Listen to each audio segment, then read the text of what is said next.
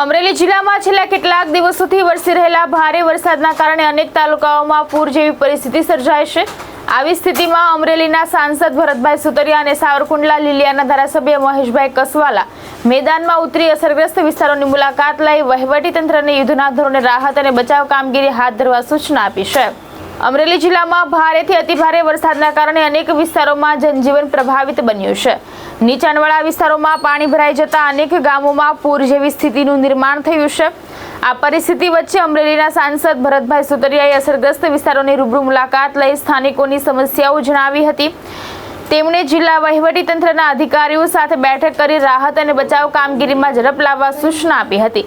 સાંસદે ખાસ કરીને નદી કાંઠાના અને નીચાણવાળા વિસ્તારોમાં રહેતા લોકોને સમયસર સુરક્ષિત સ્થળે ખસેડવા, બીજી તરફ સાવરકુંડલા લીલિયાના ધારાસભ્ય મહેશભાઈ કસવાલા પણ સતત ફિલ્ડમાં રહી વહીવટીતંત્ર સાથે સંકલન કરીને સ્થિતિ ઉપર નજર રાખી રહ્યા છે।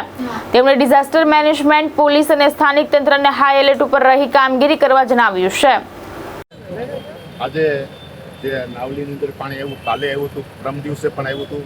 સખત 3 દિવસથી વરસાદ પડી રહ્યો છે ત્યારે આજે ઋતુમાં નીકળ્યો હતો ત્યારે કાંઈ નુકસાની થઈ છે એનું સર્વે કરવા માટે અને જાણવા માટે, કેમ કે સરકારમાં કાલે અમે જઈ રહ્યા છીએ રજૂઆત કરવા માટે।